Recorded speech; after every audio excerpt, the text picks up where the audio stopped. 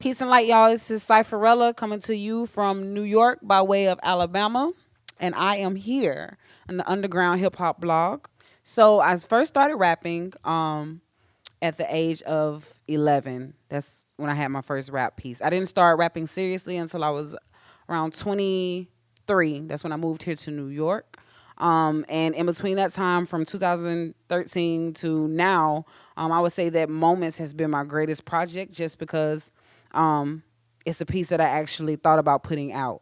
Underground is everywhere, honestly. So I don't really have a definition. I feel like it's just, not to define it, but for me, how it feels is just a group of people making waves, doing our own things locally or to a scale that we cater to people who are looking for something outside of what's being fed to the masses, if you will. The positives and negatives of being an independent hip hop artist, the positives are immeasurable. The only negative that I can honestly come up with is just a negative in life, period, and it's the lack of resources. Because as an independent artist, it's harder to push the things that you need pushed the way that they need to be pushed if you can't financially support yourself or you can't financially support your craft. And even in going out and, there are outlets, but it's not a lot of outlets. So let's say if you do go out and you do start performing at these venues, sometimes it helps, sometimes it doesn't. It just all depends on one, who you're performing for. So I think a lot that just falls in again with the resources and just the inability to actually put yourself out there. Like I said, the positives are immeasurable.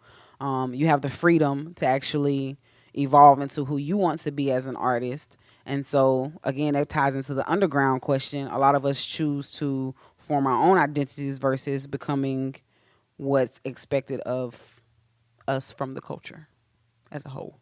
So my biggest female MC influencer is hands down Queen Latifah. Black Rain was a project that I can listen to from the front to the back and love all of the songs. I don't know if you even asked me what I thought about the lack of female MCs, but I'm going to tell you anyway. I feel like it's bullshit. I feel like there are a lot of women who are out there doing their things, even surpassing some of their male counterparts.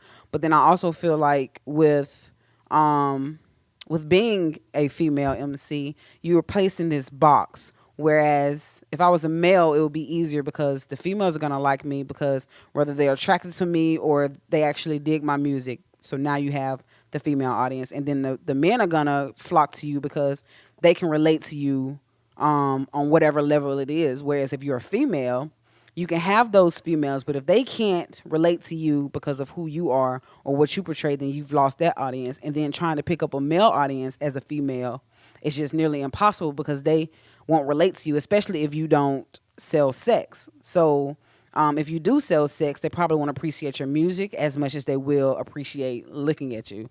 And I don't think that that's healthy at the end of the day. But shout out to Rhapsody, who has actually been signed to Rock Nation. I'm hoping it's actually going to kick open some lanes for the female MCs, not rappers. And there's a difference. If you want to check out anything that I'm doing, feel free to check out my website at www.iamcipherella, that's CIPHERELLA.com. All of my social media links are I am Cipherella. Yeah. Thank you for listening. Once again, this is Cipherella, and I am kicking it with you today on the Underground Hip Hop Blog.